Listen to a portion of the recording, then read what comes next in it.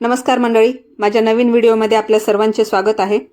आज आपण जात आहोत श्री क्षेत्र भगवानगड येथे दर्शन घेण्यासाठी। तर व्हिडिओ पूर्ण पहा आणि व्हिडिओ आवडल्यास लाईक आणि सबस्क्राइब करायला विसरू नका। मंडळी, हे जे ठिकाण आहे ते महाराष्ट्रातील अहिल्यानगर जिल्ह्यातील पाथर्डी तालुक्यात येते। खरवंडी गावाच्या बाजूला डोंगरावर अगदी निसर्गरम्य वातावरणात हा गड स्थिरावलेला आहे। कल्याण ते विशाखापट्टणम राष्ट्रीय महामार्ग इथून जवळच जातो आणि महाराष्ट्र राज्यातील एक प्रमुख आणि जागृत तीर्थक्षेत्र म्हणून श्री क्षेत्र भगवानगड ओळखले जाते। या ठिकाणी विठ्ठल आणि पांडवांचे पुरोहित असलेल्या धौम्य ऋषींचे मंदिर पण आहे। तसेच जनार्दन स्वामी, भगवान बाबा व भीमसिंह महाराज यांच्या समाध्या पण आहेत। विठ्ठल रुक्माईचं मंदिर पण आहे।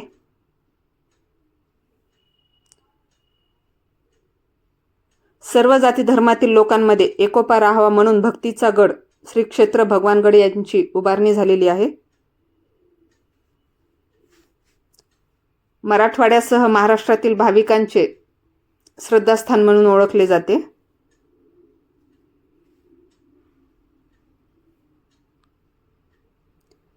तुम्ही पाहू शकता, डोंगरावर अगदी निसर्गरम्य वातावरणात गड उभारलेला आहे।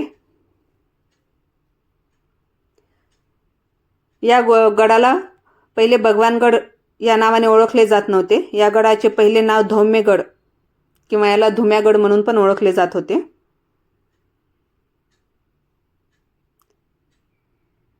आपण आता इथे पोहोचलेले आहोत। तुम्ही पाहू शकता, पार्किंगसाठी अगदी भरपूर व्यवस्था केलेली आहे इथे। आणि मेन गेट पहा, 60 फूट उंचीचा हे मेन गेट बनवलेला आहे। सुंदर अगदी बनवलेला आहे आणि गर्दी अजिबात नाहीये।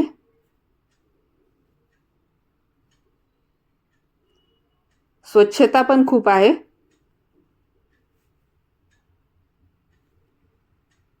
इथे सर्व जाती धर्मातील लोक दर्शनासाठी येतात। पहा, हा गडाच्या समोरचा भाग।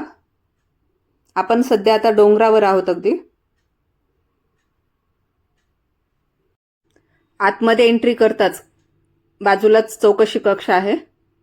इथे तुम्हाला भरपूर प्रकारचे पुस्तकं आणि फोटो पाहिजे असतील तर आपण विकत घेऊ शकता।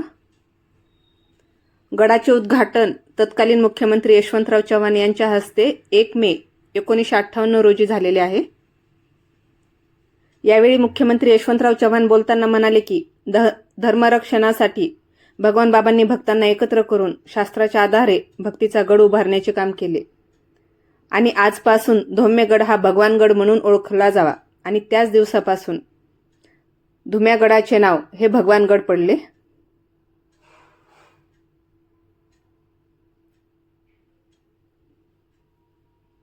इथे शालेय शिक्षणाची पण सोय आहे। आजूबाजूच्या वाड्यावरील आणि तांड्यावरील मुले इथे शिक्षणासाठी येतात। प्रसादालय पण समोर आहे मोठं अगदी। आतमधला परिसर पाहू शकता आपण, किती भव्य आहे। मठाचा जीर्णोद्धार मठाधिपती डॉक्टर न्यायाचार्य नामदेव शास्त्रीजी यांनी केला। आपण आता दर्शनासाठी जात आहोत।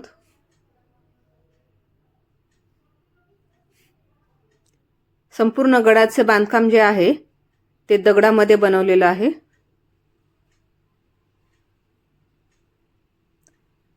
आपण पाहू शकता,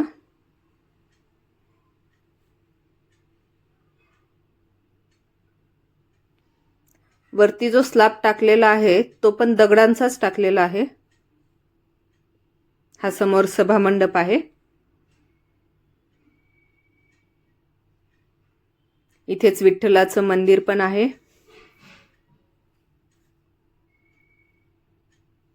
हा परिसर भरपूर मोठा आहे।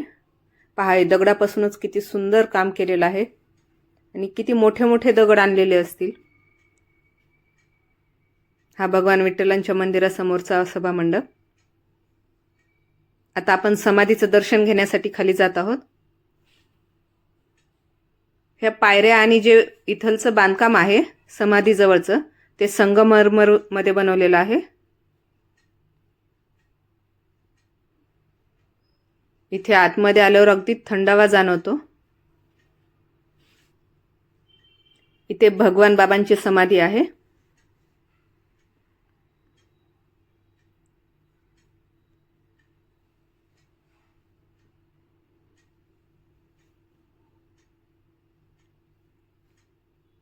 आपण आता संत भीमसिंह महाराजांच्या समाधीचे दर्शन घेण्यासाठी जात आहोत. समोर पहा किती मोठे मोठे पिलर बनवलेले आहेत. ते पण फक्त दगडांपासून बनवलेले आहेत. इथे भीमसिंह महाराजांची समाधी आहे.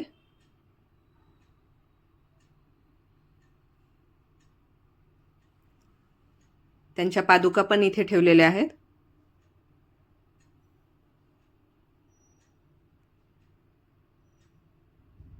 या जागेच्या वरती जो स्लॅब आहे तो पूर्ण स्लॅब अगदी दगडांमध्ये बनवलेला आहे.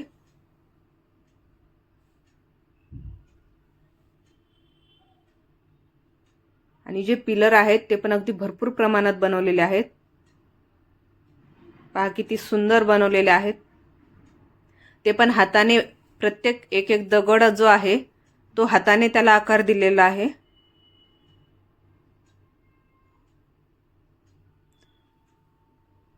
हा पूर्ण गड बनवण्यासाठी 2 वर्षाचा कालावधी लागलेला आहे. या गडाविषयी भरपूर अशा आख्यायिका सांगितल्या जातात. येथे पांडवांचे पुरोहित असलेल्या धौम्य ऋषींचे वास्तव्य होते, म्हणूनच याला धुम्यागड म्हणून ओळखले जाते. तसेच इथे रंग ऋषी, भारद्वाज ऋषी, श्रृंगी ऋषी, पराशर ऋषी आणि सद्गुरू जनार्दन स्वामी यांचं पण येथे वास्तव्य राहिलेले आहे.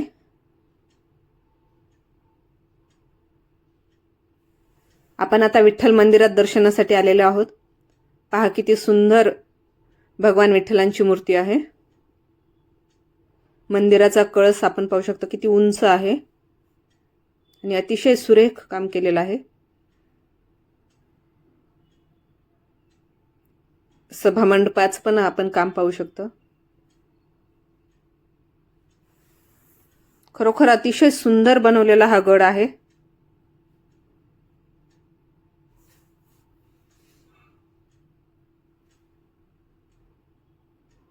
आणि या गडाच्या मध्ये आल्यानंतर अगदी थंडावा जाणवतो, कारण हा जा दगडांपासून बनवलेला आहे ते दगड उन्हाळ्यात पण अशी थंडावा देतात. इथे हनुमानजीचं मंदिर आहे.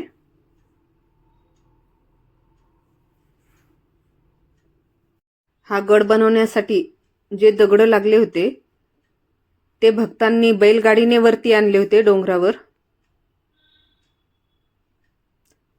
संत भगवान बाबांनी स्वतः गावोगावी फिरून भगवानगड बांधण्यासाठी लोकांना आवाहन केले.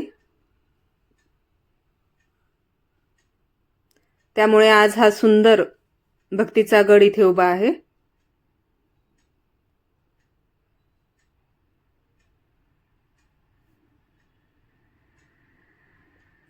अठरा पगड जातीचे लोक इथे दर्शनासाठी येतात. इथे प्रसादालय आहे. भाजी आणि भाकरी, लोणचं हा प्रसाद आपण कधीही येऊन इथे खाऊ शकतो. दिवसभर चालू असतो, तो पण अगदी फ्रीमध्ये. भक्तगण आल्यावर इथे प्रसादाचा आनंद हा नक्कीच घेतात आणि अतिशय स्वादिष्ट असा प्रसाद असतो. या गडाचे आणखीन एक वैशिष्ट्य म्हणजे हा गड बनवताना संपूर्ण दगडामध्ये बनवला आहे. इथे लाकडांचा वापर अजिबात केलेला नाहीये.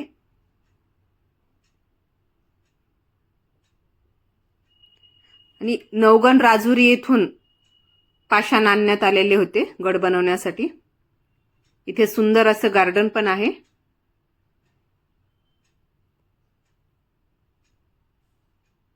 अगदी सुटसुटीत बनवलेला गड आहे हा.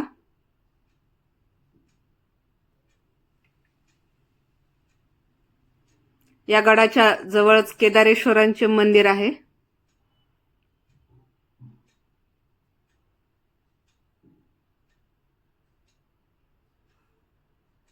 आतमध्ये पण आपण पाहू शकता अगदी सुटसुटीत रस्ते.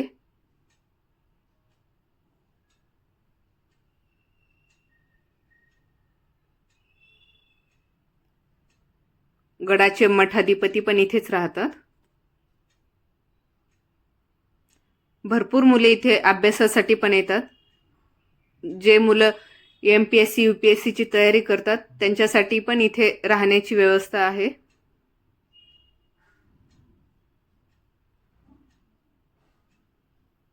संपूर्ण परिसर आपण पाहू शकता.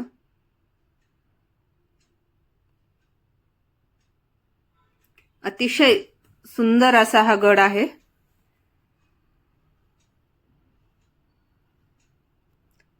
अजूनही या गडाचे काम चालूच आहे. आपल्याला हा व्हिडिओ कसा वाटला तो नक्की सांगा आणि आपणही इथे येऊन भगवान बाबांच्या समाधीचे दर्शन घ्या.